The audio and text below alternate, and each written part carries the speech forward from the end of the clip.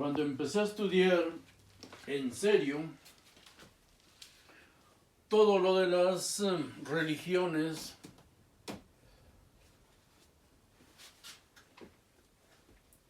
las sectas de esas mismas religiones, encontré en primer lugar que ninguna religión está basada en su Biblia. La Biblia católica la religión no se basa en la Biblia, sino en su catecismo de la Iglesia Católica. Y luego estudié también, desde luego, y profundamente, a los adventistas del séptimo día, y no sus folletitos, no sus revistas, su teología. Y no está basado en su Biblia, que es la Reina Valera. Estudié a los Testigos de Jehová, la traducción del Nuevo Mundo de las Santas Escrituras se llama su Biblia, y vaya que sí la estudié. Desde luego tampoco esa secta está basada en su Biblia. Primero, y todas las religiones hacen lo mismo, se usa un doble lenguaje. Lenguaje para niños, historias favoritas, llenas de imágenes hermosas, aparentemente piadosas, y un lenguaje totalmente infantil, como dice Albert Einstein. Pero a los pastores, los ancianos, tienen que hacer un razonamiento. Ellos suponen que deben estar preparados. 1,000,000 preguntas que te pueden hacer los católicos sobre cuyas víctimas o cuyos seguidores tú vas a quitárselos. Razonamiento a partir de las Escrituras. Hasta ahí todo bien. De eso viven. De la palabra. Cada uno con su Biblia, cada uno con su forma de interpretarla, cada uno la tradujo a su modo y conveniencia. Pero ¿por qué los historiadores, como Paul Johnson, y los modernos, los actuales, los que vemos incluso en YouTube, son más papistas que el Papa? Son más papistas que el Papa, y por Papa me refiero al único que se ha atrevido, Benedicto XVI, a poner en su libro, yo he leído 4 de él,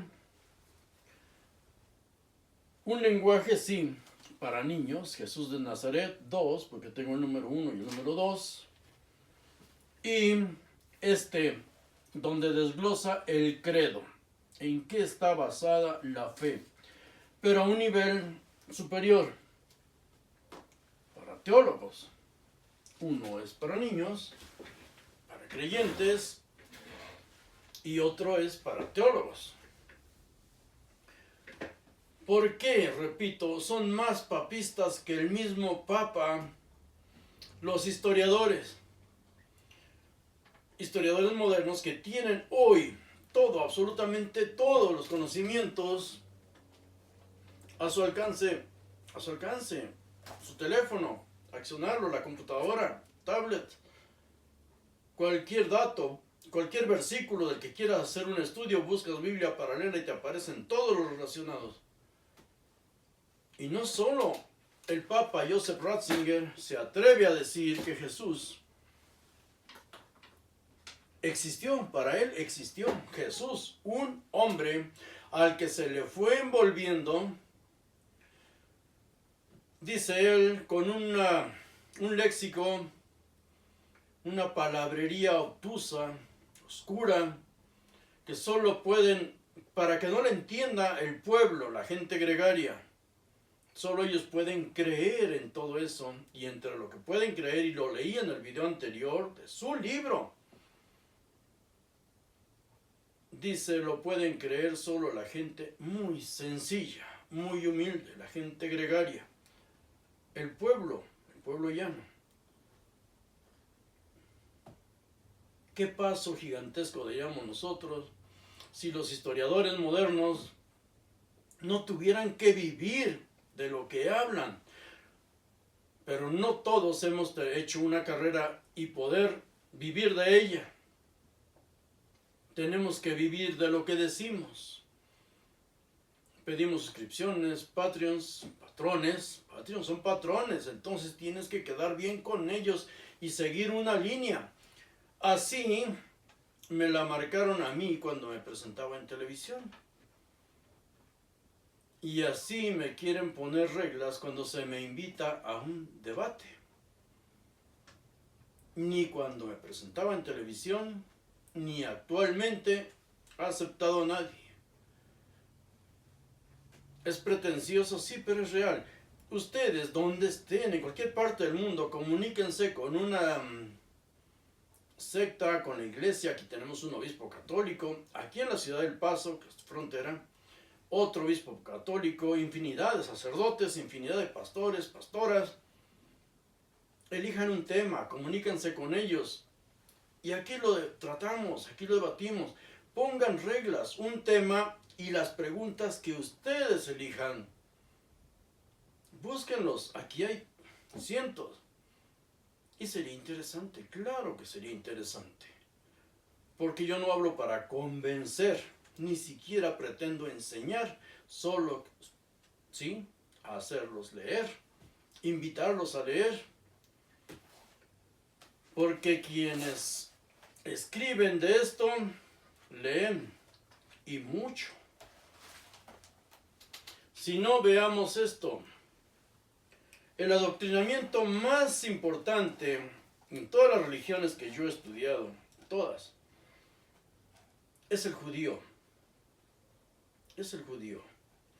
El entrenamiento más importante, porque se adoctrina a los niños desde antes de que nazcan. Por eso la frase aquella de que tú me elegiste desde antes de nacer, no lo digo yo. Leamos qué opina un cabalista que nos habla del ADN hebraico. Nos habla, y es verdad, lo vemos en los libros de psicología.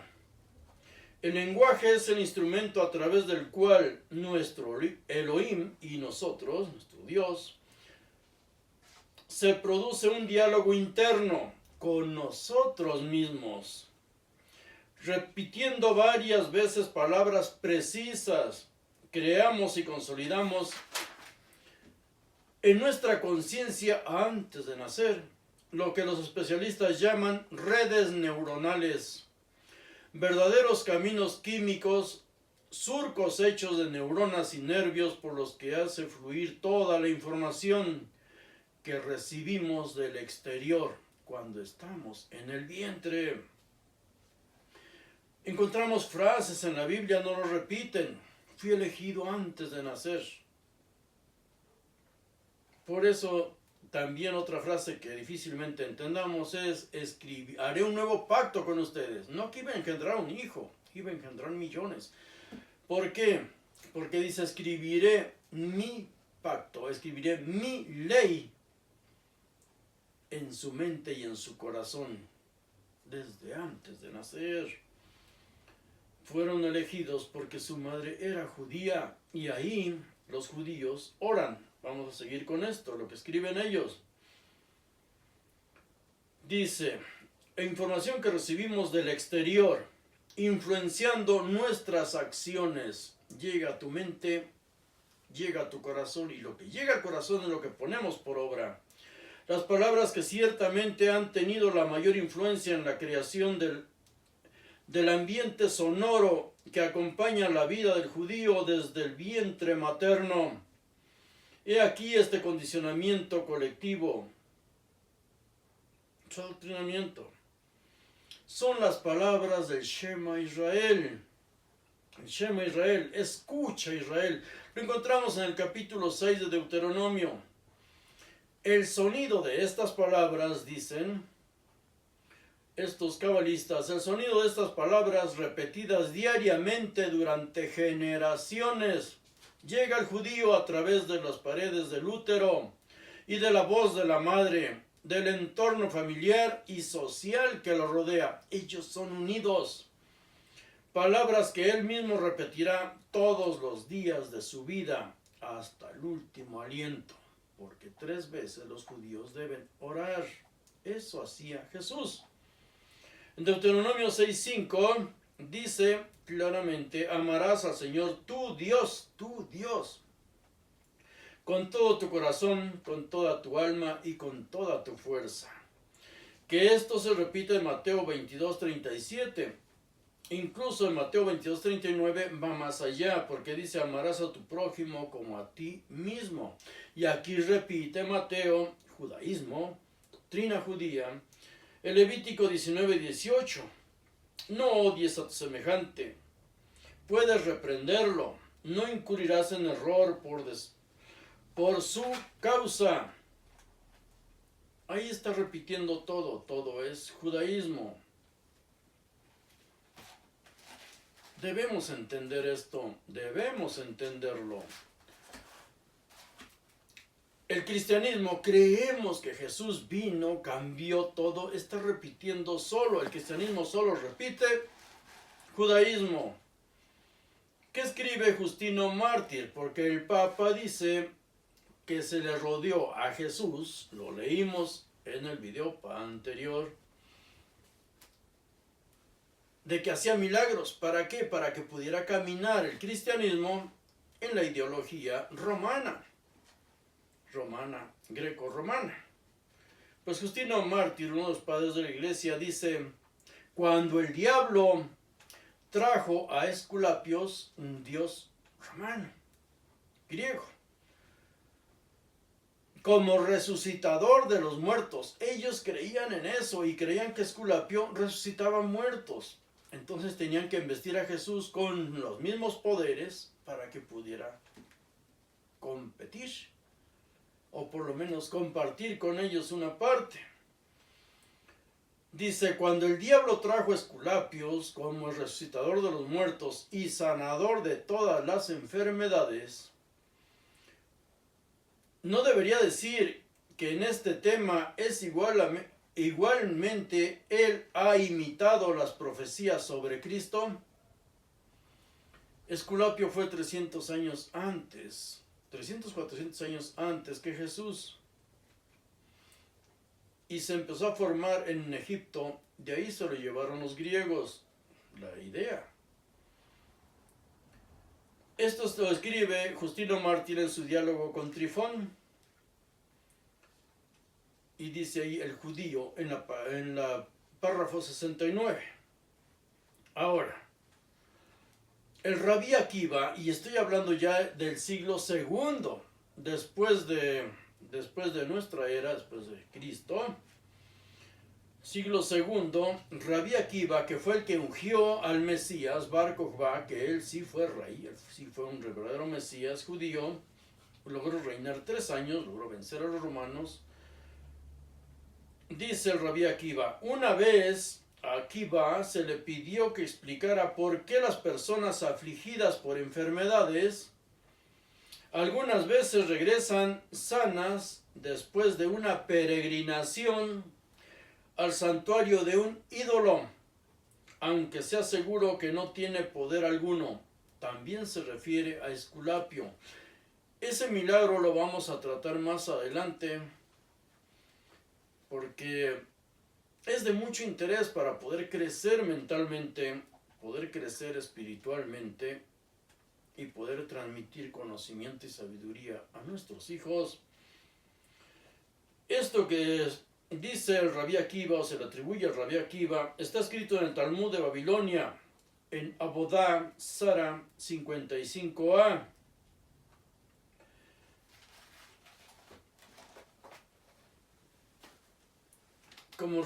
Vuelvo a repetir, cuando nos desmiente en nuestras creencias el mismo que las inventó, o sea, los padres de nuestras religiones, es cuando duele, de verdad duele.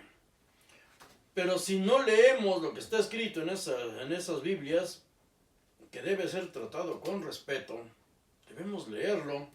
Y como dice Mauro Biglino, hacer de cuenta que, si está escrito, por lo menos leerlo como está escrito.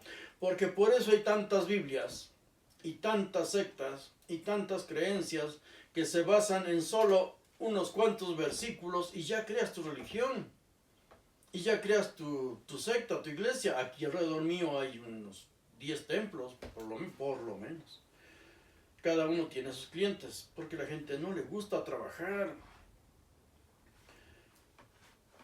Jesús ora y suda sangre. Vamos a ver el significado, porque Él ora. ¿A quién ora? Pero, como les dije en el video anterior, si queremos entender todo esto, hay varias claves. Una de ellas es entender perfectamente quién es el prójimo. Porque en la religión judía, el término prójimo es muy diferente al cristianismo. El cristianismo camina en la cultura romano-helena. En cambio, para el judío es solo su grupo pequeño. Ellos crearon todo. El Islam crece en la cultura persa y todos ellos, incluyendo a su dios Yahvé, vienen de Persia. Y la doctrina cristiana viene de Persia. Vamos poco a poco a ir entendiendo esto, que a mí me llevó 30 años y trato de hacer resúmenes. Para ustedes, el Dios Yahvé, ya con ese nombre y con el triunfo del cristianismo y del Islam, pues ese Dios reina sobre más de 4.000 millones de personas. Pero claro, con un concepto diferente. Volviendo con lo de prójimo, ¿qué significa? Debemos recordar, creo que todos conocemos el tema del buen samaritano. El buen samaritano. ¿Quién es el prójimo? ¿Quiénes son los buenos en este caso? Para el judaísmo, tu prójimo es próximo. Tu prójimo es el que está inmediatamente alrededor tuyo. Tu prójimo es tu familia, tu padre, tu madre, tus hijos. Tu familia cercana, tu núcleo cercano. Por eso debatían, peleaban y se mataban entre ellos. Unos dicen los celotas, celosos de la ley, tremendos asesinos que eran. Hay que ver la historia también. No solo la historia de las religiones, hay que ver la historia, porque para ellos, y leyendo a Flavio Josefo, vemos que los celotas, los fariseos, solo eran grupos que se disputaban el poder en esa tierra. Pero bien, prójimo, para el judaísmo es la gente cercana, inmediatamente cercana. Por eso cuando no robarás a tu prójimo, a los demás sí los puedes robar. Todos los 10 mandamientos, ¿verdad? No matarás. ¿A quién se refiere? A tu prójimo. De hecho dice no asesinarás. Porque matar es lo que primero ordena estos dioses de la guerra. Yahvé es varón de guerra. En el cristianismo, prójimo, ¿quién es? El buen samaritano. ¿Sí? Aquel hombre que es atacado, herido, está desprotegido en la calle, y dice claramente el libro, el Evangelio, los Evangelios en este caso, que pasa un sacerdote. Desde luego, sacerdotes para ellos en ese tiempo eran los saduceos, y le da vuelta al herido. No lo socorre, no lo ayuda, ni voltea a verlo, le da vuelta. Pasa después un levita, que presumiblemente eran los sacerdotes que venían de Egipto. Unos quizá expulsados y otros porque había dioses egipcios en toda esa área. En Canaán había templos. Salomón no solo le construyó templo a su Dios, a Jehová, el Dios judío, construyó templos. Herodes en su momento no solo construyó un templo, construyó templos a otros dioses. por supuesto, era un romano y toda esa área era romana ya. Pasa un levita y no lo socorre. Y después pasa ¿quién? Un samaritano. ¿Por qué ponen como ejemplo a un samaritano? Porque no se llevaba bien con este pobre judío que estaba ahí herido. Entre religiones siempre se han atacado, siempre se han odiado. Para eso se inventaron. Por eso sirven a dioses de la guerra. Pues bien, pasa el samaritano y no solo lo socorre, sino que se lo lleva a una posada para que lo atiendan, lo curen, y él paga todo, su alimentación, todo, y se va. O sea, no regresa a pedir cuentas ni nada. Y dice ahí, ¿quién fue el prójimo de este hombre? No lo responde, pero todos lo entendemos. El cercano a él como ser humano fue el samaritano. Por eso terminé el video anterior diciendo, sé un buen ser humano y no le temas a nadie. De hecho, toda la Biblia resume en eso. Ama a Dios sobre todas las cosas y a tu prójimo como a ti mismo. No hagas a otro lo que no quieras que te hagan a ti. Esa es la clave. Y ese es el prójimo, o debe ser el prójimo. ¿Pero se cumple? Claro que no. Y luego, ¿quiénes son los buenos y quiénes son los malos según la Biblia? Buenos son los que cumplen los mandamientos de Yahvé. Pero, ¿qué es lo que pide ese Dios?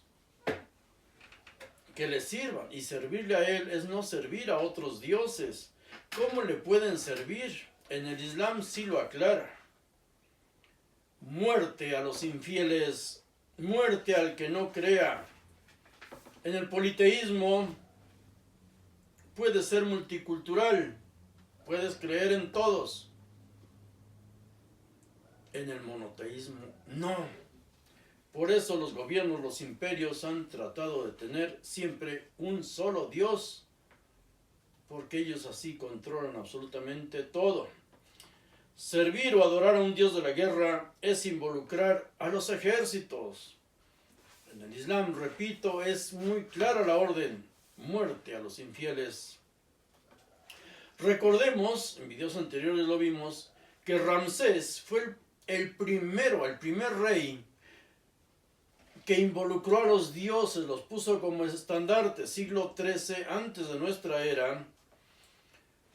A sus 4 cuerpos de ejército les puso un estandarte de un dios, porque involucraba ciudades muy grandes, comunidades muy grandes, que adoraban a un dios específico, se identificaban con él. Bueno, pues les pusieron esa bandera, ese estandarte. Ramsés II, siglo XIII antes de nuestra era. En las imágenes o estandartes de los ejércitos, debemos recordar esto. ¿Qué significa la imagen esa donde vemos a Cronos, o los griegos, Cronos devorando a sus hijos? Cronos devorando a sus hijos hasta que viene uno de sus hijos, lo salva a su madre. Ese dios es tan tonto que le da una piedra y se la traga, en lugar de creyendo que devoraba a uno de sus hijos. Así creían ellos que eran sus dioses. Y así dicen después los cristianos, cuando surge el cristianismo, que Yahvé o Yaldabaoth es un tremendo idiota, un tonto, un estúpido. Tan estúpido, dice ahí en los evangelios gnósticos. Leamos el evangelio agnóstico o secreto de Juan. Yaldabaoth es tan tonto que se cree Dios único, así lo pregona: soy Dios único, pero siente celos de otros dioses. ¿Dónde hemos leído eso? Pues bien, Cronos devorando a sus hijos solo significa que el Dios que llevas como estandarte te está llevando a la muerte. Son dioses de la guerra. Y para gobernar la tierra necesitas, desde luego, ayuda divina. Todos hacen ritos antes de entrar en combate. Todos hacen ritos, y por eso cuando ya era un imperio, Roma, el emperador era el pontífice máximo, porque era el sacerdote, sumo sacerdote de todas las religiones, y ofrecía sacrificios a todos los dioses o todos los cuerpos del ejército, sus estandartes, invocando ayuda divina para que el ejército vaya y se mate a gusto, se mate feliz, se mata por su Dios. Tienes que involucrar a los dioses, y por eso cuando se habla en el judaísmo del reino de los cielos, cielos es Shamayim, y Shamayim involucra o significa la palabra, es la palabra compuesta, agua y cielo, todo junto, Shamayim. Es lo que tú alcanzas a ver desde la tierra, es lo que tú ves desde la tierra, tu ser humano es lo que ves. Cielos es la vida, es el sol, los rayos del sol. Sin invocar a los dioses, los hombres no mueren o no quieren morir. Debes despertarle ese fervor patrio. Un cuerpo sin espíritu es un bulto, solo estorba. Por eso se ha expulsado a los judíos de más de 100 naciones, se han expulsado. Más de 100 países han sido expulsados. Y en el caso triste del Holocausto, recordemos que los judíos fueron perseguidos, acosados, hasta el fin quemados. Los usaron en experimentos terribles, espantosos, los alemanes. ¿Por qué? Por su religión, pero no porque les importara si creen o no creen en un Dios. Es porque ellos no adoran imágenes, ellos no van a ir a la muerte por otro Dios que no sea el suyo. Por el suyo mueren y felices. Mira, ni siquiera ponían resistencia. Morían felices porque iban a entregarle su alma a su Dios. ¿Por qué causaban tanta desconfianza? Por no ir a la guerra. ¿Y quiénes más, aparte de los judíos, no iban a la guerra? Los gitanos también fueron al horno, fueron echados al horno. Y también una gran cantidad de católicos, entre ellos las monjas o monjes, que los agarraban en los conventos, en los claustros, y ellos decían, servimos al Dios de paz, no vamos a luchar por ninguna nación. Perfecto. Entonces, a la hoguera junto con los judíos, gitanos, y también, porque los alemanes eran especiales, también llevaron al quemar a muchos homosexuales. Recordemos que la selección de cada una de estas personas les llevó años, pero fue sistemática, llevada a cabo por la Gestapo, el ejército, los servicios de inteligencia de su ejército. Por eso repito, en la religión, las religiones, el escudo o imagen son los símbolos a seguir en la guerra. En la guerra. El argumento pretexto para no ir a la guerra es ese: no adorar imágenes. Yo no adoro ídolos, dicen. Y pueden, aquí lo vemos en México y quizás en sus países también, tocan en las escuelas el himno nacional y el niño testigo de Jehová se queda muy seriecito y no hace los honores a la bandera, porque yo no adoro imágenes, dicen las criaturas. Adoctrinados. Ese argumento pretexto para no ir a la guerra, no adorar imágenes, en tiempos de guerra, cuando la nación en la que viven estas personas, judíos o testigos de Jehová, en los tiempos de guerra, son odiados por sus vecinos, son odiados por todos, porque se sospecha de que son traidores.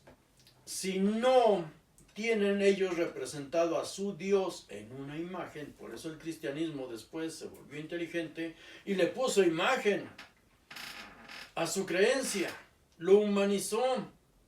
Esto llevó cientos de años, lo humanizó para ya no despertar sospechas y desde luego poder ir a la guerra, según la doctrina, el evangelio de Pablo. Los judíos representan no representan a su Dios en una imagen, y esta es una doctrina persa.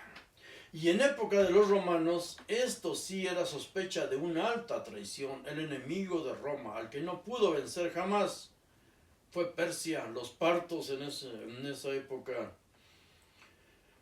Ahora, si portas un uniforme y una bandera, tu espíritu está bien definido. Tu espíritu está bien definido. Tu patriotismo está bien definido. Si no portas ningún estandarte, ningún uniforme, ninguna bandera, podría ser sospechoso de traición, porque podrías hacerte para cualquier bando. ¿Cómo los humillaban a los judíos y a todos los demás? En su ropa los marcaban. A los judíos les ponían una estrella amarilla en su ropaje, después los hicieron vestir de una manera ridícula. Y les gustó tanto que hoy por eso se visten así con gorros y ese ropaje que usan los judíos ortodoxos. Por eso, de ahí salió. Si no, investigan y verán que no hay ninguna razón teológica para que usen esa ropa ridícula. A los gitanos les ponían una estrella de otro color, a los homosexuales otra de otro color, y así a cada uno de ellos para identificarlos y que salieran hacia las calles. No podían salir sin esa marca, sin ser marcados, para que nadie confiara en ti. Si no tenías una marca, podían revelarte secretos donde quiera que estuvieras, donde trabajaras, secretos que afectaran a tu nación. Gitanos, testigos de Jehová y los gays eran marcados. Invocar a Dios en la guerra es entre alabanzas o maldiciones. Recordemos lo que ya estudiamos acerca de Débora en el judaísmo. Israel fue la primera que invocaba a su Dios, involucró varias tribus. Fue la primera, su primer general fue una mujer. Fue la primera que invocó a las tribus a una lucha por ese torito, por Yahvé. Ella llevó esa imagen y ella maldijo a una tribu, la de Meroz, que no quiso acompañarlos. Ahora, en ese pasaje de Débora, ruegan a su Dios sobrevivir, ganar la guerra y desde luego maldecir a Meroz, los pacifistas, los que no quieren involucrarse en la guerra. Jesús y todos los judíos oran 3 veces al día, todos los días de su vida. Ahora, es un adoctrinamiento, como ya dije, antes de nacer y para siempre. La oración en el cristianismo se tergiversó totalmente, porque ahí oran para el perdón de los pecados, sus errores. Piden piedad para perdonar sus deudas. Pecados, errores, era perdonar sus deudas, pero el concepto está modificado, porque de algo material, como es en el Israel o es en Judea, de algo material, económico, pasa a ser algo espiritual, intangible, pero de todas maneras les quitan su dinero. Las leyes de Dios y justicia divina se atribuyen ahora a Jesús. Cambia todo, a Jesús. A Él le rezas, a Él le pides, a Él invocas, porque pagó por ti. Ahora tú le debes, toda la vida le debes. Y lo representan tremendos ladrones que son sacerdotes y pastores y pastoras. Recordemos lo que escribió el Papa Benedicto XVI. Para acomodar a Jesús en la cultura romana helena, se le rodeó de una erudición abstrusa y se le inventaron milagros. Cualquiera está en la página 180 de ese libro, Introducción al Cristianismo. Lo leí antes, pueden ver el video anterior si no tienen el libro. O se los vuelvo a leer si gustan. Ahora, uno de esos poderes que le adjudican a Jesús fue el de perdonar los pecados. Pero recordemos que en el judaísmo son deudas. El día del perdón es el día del jubileo, que seguramente lo hemos escuchado. También hemos escuchado la frase esa de maestro. ¿Cuántas veces debo perdonar a mi hermano? Debo perdonarlo 7 veces y dice, y yo les digo que hasta 7 veces 7. En realidad está hablando del jubileo, porque ahí encontramos esto en Lucas 4 y en otros, los sinópticos. Lucas 4 del 14 al 30 lo detalla. Primero, en este relato Jesús está en Nazaret. Y dice en el versículo 16 que fue el lugar donde Jesús fue criado. El mismo versículo 16 también recalca que iba a las sinagogas todos los sábados. El versículo 17 dice que se le dio a leer un volumen o un rollo del profeta Isaías. Ellos leían la Septuaginta, ellos leían en griego. Y está leyendo, supuestamente leyó lo que está escrito en Isaías 61:1. Ahora, en el versículo 18 del libro de Lucas, Jesús lee esto. Dice, el Espíritu del Señor está sobre mí porque me ha ungido para dar buenas nuevas a los pobres. Me ha enviado a anunciar a los cautivos de su liberación y su curación a los ciegos, a aliviar a los oprimidos.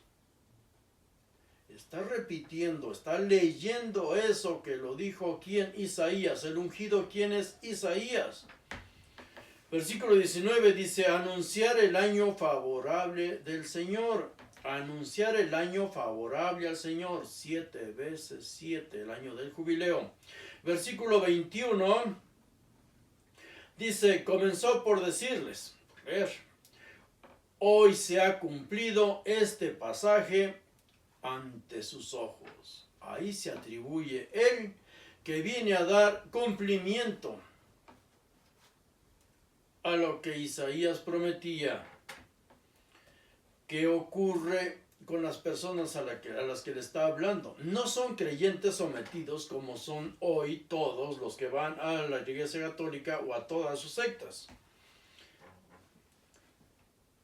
A las personas a las que le estaba hablando, él está hablando en su tierra, el lugar donde él nació, en Nazaret. ¿Y qué dicen ellos? Espera, ¿no es este el hijo de José?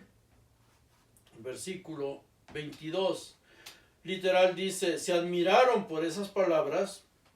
¿Qué onda con él? Y se dijeron, ¿no es este el hijo de José? En el versículo 23, él se da cuenta de los murmullos de que no le creen. Y dice, seguramente me dirán, médico, cúrate a ti mismo. Y me van a pedir que los milagros que hiciste en Cafarnaúm, hazlos también aquí, en tu tierra, Nazaret. Así lo dice literalmente. Por supuesto, si ellos están predicando, él y los suyos están diciendo, platicándoles, que en Cafarnaúm, otra aldea cercana, por cierto, también en el área de Galilea, y serán galileos, había hecho milagros. Por eso él dice, hoy se ha cumplido esto. Pero no le creen porque lo conocen y porque no hizo ahí ningún milagro. Lo vemos en el versículo 24. Entonces empiezan a atacarlo, a agredirlo, insultarlo. Y él dice, ningún profeta es aceptado en su tierra. Porque la clave es la fe. Ellos no le tenían fe. Todos los que tenían fe creían que había hecho milagros en otro lado, pero ahí no los repetía porque le salía con unos rollos mareadores de que dichosos los que sin ver creyeron. Eso lo vemos repetido también en la Biblia. Todo esto le da razón a quien sí lee la Biblia como un historiador, que es el Papa Benedicto XVI, Joseph Ratzinger. Los demás historiadores, Antonio Piñero, Mario Sabán y otros más, modernos, actuales, que pueden leer a Paul Johnson y a todos los historiadores que escriben kilos de libros, pero no lo enfrentan como lo enfrentó el Papa. La realidad, lo que está escrito. Eso no es calumniar, leer lo que está escrito en la Biblia es respetarla. Por eso dice el Papa, repito, que dijeron que había hecho milagros. Había sanado a los enfermos, resucitado muertos y todo eso. ¿Por qué? Porque otros dioses como Asclepio, Esculapio, lo habían hecho. Los emperadores romanos hacían milagros para que se les pudiera considerar dioses. Por lo menos, por supuesto que nadie lo hacía. No pretendo yo tampoco adoctrinar a nadie. Nadie lo hacía. Imposible. Pero se decía, y aquí repetían, yo lo vi en tal parte. Y sembraban fe, esperanza, aquí, en esta gente, dolida, necesitada. Así fue creciendo, así lo llenaron, como dice Benedicto XVI, de una erudición oscura, abstrusa. Y solo es creíble para la gente gregaria, la gente humilde, la gente pobre. Los niños, como les llama San Pablo, quisiera darles alimento sólido, pero ustedes son niños recién destetados, se alimentan con leche. Pablo es bárbaro. Ahora, los versículos 25 a 27 del libro de Lucas, se justifica su descarga de poderes invocando al profeta Elías y Eliseo. Con eso los pretende justificar de por qué ahí no hace milagros. En el versículo 29 dice, lo toman por un charlatán, lo avientan fuera de la ciudad, lo arrastraron, dice ahí, lo arrastraron hasta lo alto del cerro para despeñarlo. En el versículo 30 le dan una salida, se lo dejaron ir, pero ahí le dan una salida piadosa. Dice que él se sacudió y se fue entre ellos, se le escapó. ¿Cuáles milagros decían que había hecho en Cafarnaúm? Lo ponen en el versículo del 31 al 44, pero no ponen los milagros antes de este relato, sino que ponen como que de ahí va a Cafarnaúm y ahí sí llena, hace una infinidad de milagros. Lo podemos leer ahí. Pero ¿qué es el año del jubileo que presumiblemente se adjudica a Jesús? Perdonando los pecados, las deudas. Para los judíos es el año del Señor. Se celebra cada 49 años, 7 veces 7. En hebreo se le llama Yobel o Jobel. Ahora, se anuncia con un cuerno de macho cabrío. Este es un año sabático. Se descansaba todo el año y se liberaba a los esclavos. Cuando hablan en los evangelios de que es Barrabás, ¿sí? Y dicen era una costumbre soltar a un preso. No, en ninguna parte vamos a encontrar eso. No es costumbre judía y desde luego los romanos no iban a adaptarse a unas leyes judías, estaban ahí para imponer las suyas. El imperio, por favor, ya tenía muchos años gobernando toda esa área, les había construido ciudades, había convertido toda esa área en un área totalmente moderna, totalmente helenizada, toda el área, y lo vamos a ver más adelante. Fueron atacados y era de tal importancia para Roma toda esa área porque los partos estaban ahí enseguida. Por eso toda la preocupación de que si se acercaban al río Jordán y al río Jordán, porque era el límite con los partos. Ese era el límite con el imperio parto.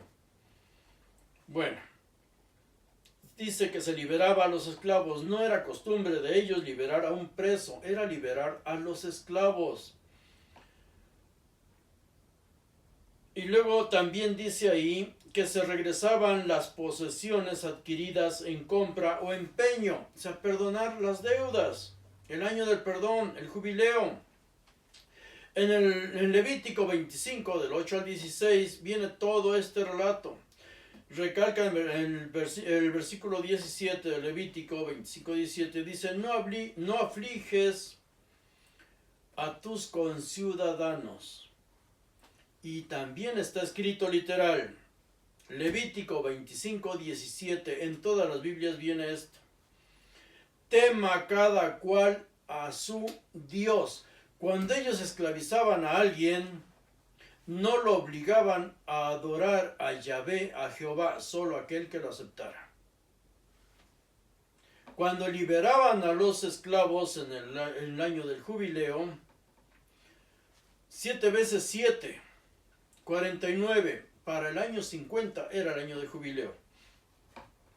No aflijas a tus conciudadanos, dice 25, 17 de Levítico. Tema cada cual a su Dios, porque yo soy el Señor tu Dios, no de ellos. Déjalos que se vayan y que adoran y teman a cada uno a su Dios.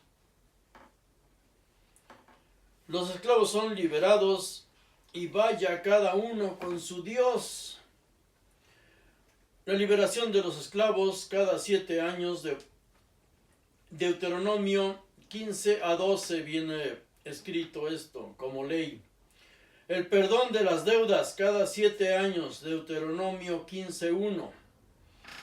El rescate de la propiedad cada 50 años, Levítico 25, de 8 a 14, que es lo que acabamos de leer.